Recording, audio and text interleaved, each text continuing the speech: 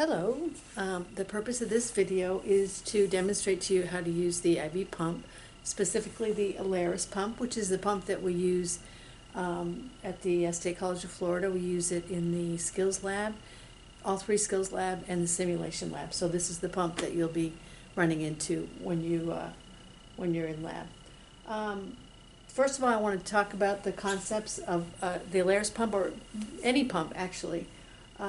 First, the important part is the settings. There's primary settings and secondary settings. So if you're hanging a primary IV, you're going to insert your primary settings. And then if you have a piggyback, which I'll demonstrate in a couple of minutes, you'd be putting that as secondary settings.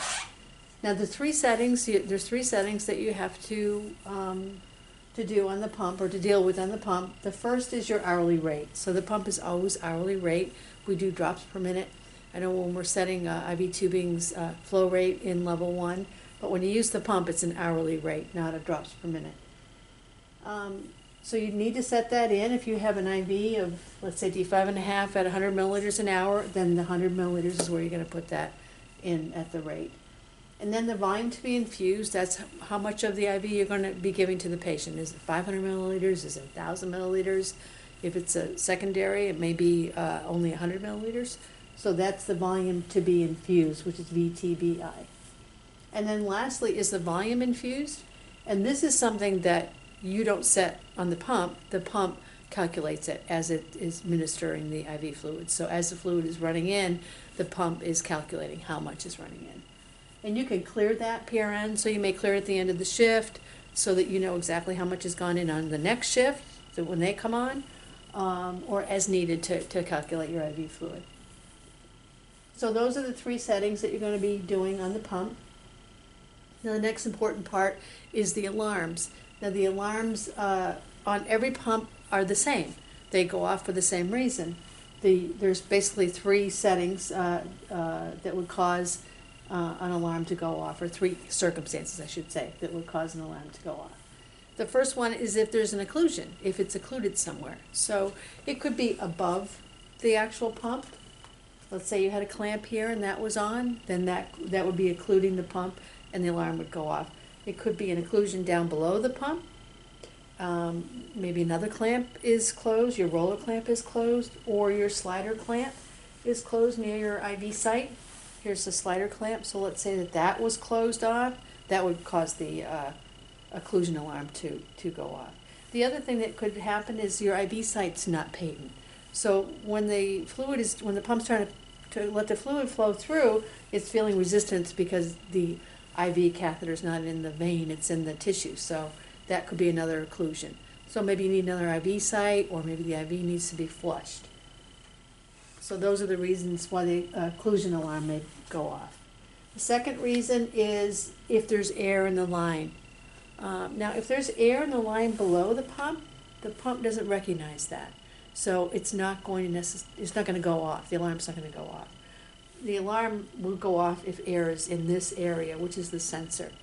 So if there's air up here, eventually when it comes down, it'll be in that sensor area, so it'll go off. Now if that happens, you have to reset it, obviously, but you also have to clear the air, either by taking that tubing out and priming it, repriming it, removing it from the patient, or sometimes if you have just a little bit of air, you can tap it and it'll kind of transfer up into the drip chamber and clear out. So you can do that too. And then the last reason for the alarm to go off is if the dose is done. So if you set your IV rate at 100 milliliters an hour, 500 to go in, then at 500 milliliters, the alarm's going to sound off that the dose is done. So those are the three reasons that alarms would go off. Now, the important part, whenever you have a new pump, you're not familiar with the pump. Like some hospitals use different pumps for different areas, so you might work in one particular area and then go to another area and have a new pump that you're not familiar with.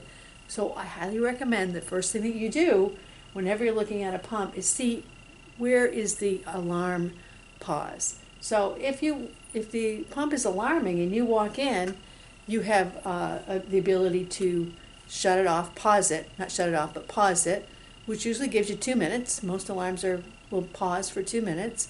If you hit the hold button, which is up here, that'll pause the alarm for 2 minutes and give you time to assess the situation, what's going on. You could even hit it again if you hadn't figured it out in 2 minutes.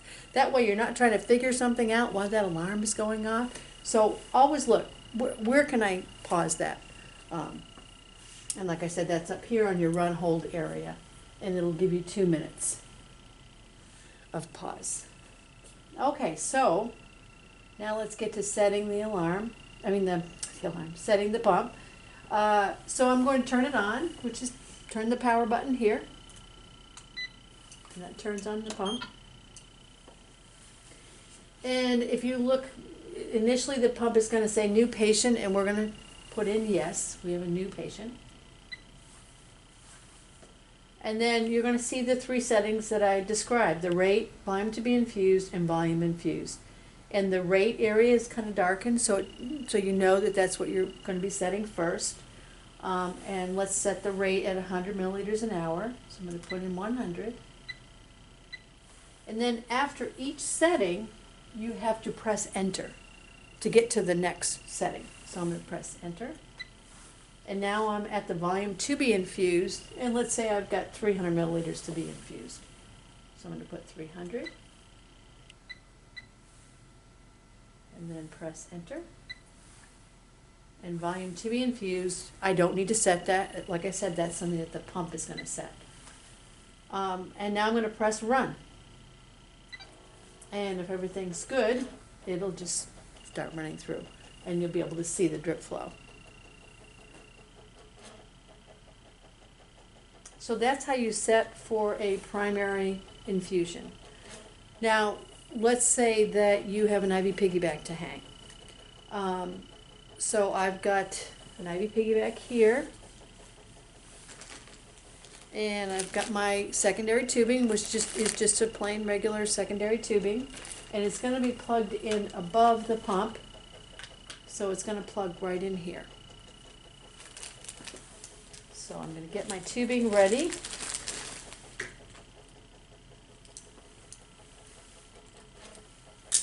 Whoops.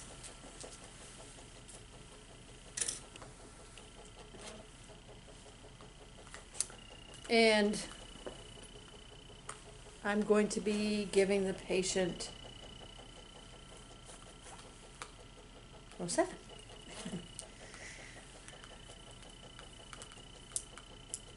Get the roller clamp up to the top and close it down tight. And now what I'm going to do is clean off the port, the closest port to the primary bag, with alcohol, just like you do when you're doing by gravity. I don't need to shut the pump off. I'm just going to let it run while I prepare this.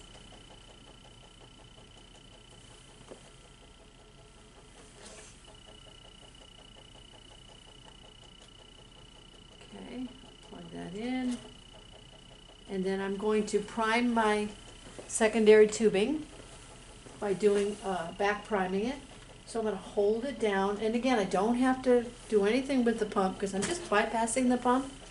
I'm going to put it down here, open up my secondary, and let it run. As you see, it's back flowing up to the drip chamber. So that's good. Close it back off. Hang that up. And I'm going to hang my primary bag lower than my secondary, just like you do when you're doing by gravity, because this is what we call a gravity pump, which is most of the pumps that you're going to run into in the hospitals. They do have pumps that are not gravity, but will actually pull from the IV fluid, and you can hang 2 IV fluids at the same level and give them concurrently or at the same time. But most of the time, you're going to be using this kind of pump. It's called gravity flow. So I'm going to hang the primary lower, and then I'm going to put my settings on my secondary. So when I want to change the settings, I'm going to put this on hold first so that I can change them. I'm not going to change the primary, but I'm going to add the secondary. So I'm going to tap into the secondary, tap that secondary button, and then I want to enter the rate and volume to be infused, just like I did for the primary. Now the rate on this is, I can give this over a half an hour. So because there's 100 milliliters in this bag, I'm going to set the rate at 200 milliliters an hour. Therefore, in a half an hour, 100 milliliters will be gone and the piggyback will be infused. So 200 an hour,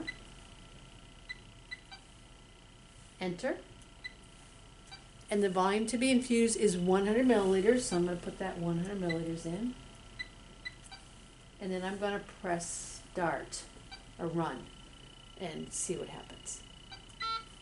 Oops. Enter, then run. Now if you look, which I hope you can see from there, which I think you can, that what's actually running is this, the primary. And I did that on purpose. What I did is left this clamped. I left the secondary clamped. So really the highest bag right now is this one, because this one's clamped. So, and this can happen often. You forget to unclamp this, you leave the room, you come back in half an hour and it's still there, nothing's run in. So always make sure that before you leave, that you assess that, make sure that that IV piggyback is running, the secondary is running. So I'm opening the clamp, and then this should start running, which it is. Now, once this is complete, and it comes down to about here, just like with the gravity flow, when you're setting the rate, this one's gonna take over. Same idea as clamping. As soon as that comes down to here, this is gonna start flowing. No matter what the rate, what is happening with the rate here. Okay, so let's say this is completed, that your secondary is completed. What you would do in that case, after it's done, is close it off and rehang your primary.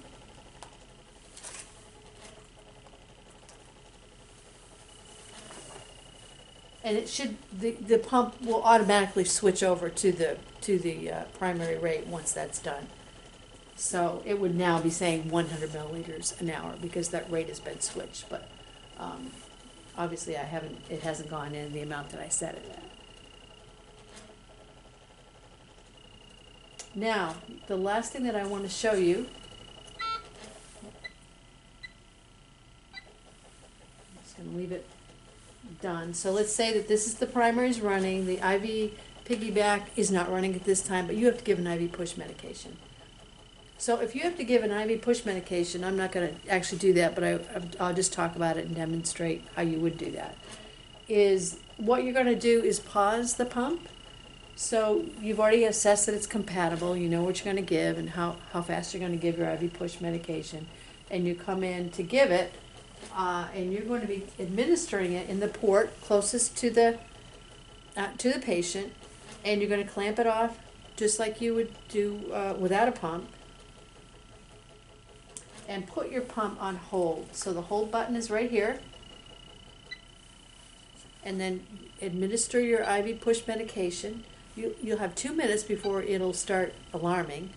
If you're not done in the 2 minutes, then you could hit the alarm again. Most medications, IV push, usually 2 minutes is enough time, but if you needed more time, you could alarm that again. Or I'm sorry, pause that again. So that's how you would give an IV push medication. Okay. Now, the last thing that I want to show you is how you would, let me shut this right off, how you would prime a bag with this particular pump, how you would prime the new tubing. Here's the pump tubing. Now chances are you may not be doing this much in lab or in simulation, because usually you're going to be doing IV push or piggyback with the pump, hopefully. But if you did, this is how you would do it. I have my tubing, my new tubing. And it has a slider clamp, which is just like a roller clamp. When you slide it down, you can hear it click, that shuts it off. So you want to make sure that it's off before you spike your new bag. I'm just going to use this bag again. So I know that my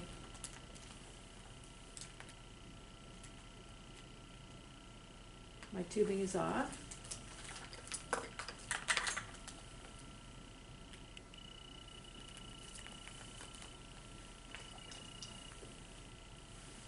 Hang that up and squeeze the drip chamber just like you do with the gravity flow tubing, about half full. And then to prime it, hold this over a trash or over my IV area here to prime. And the way that you prime it is you slide it up. So if I slide this up,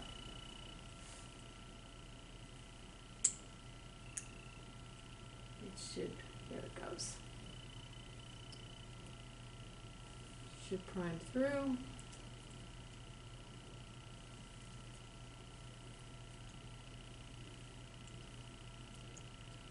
I like to tip it up sometimes to get all the air, make sure you get all the air out.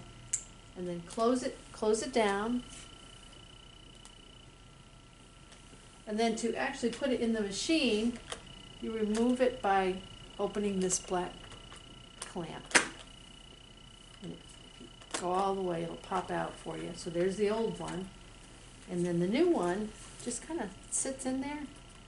And you push it down and slide that black lever over till it's closed.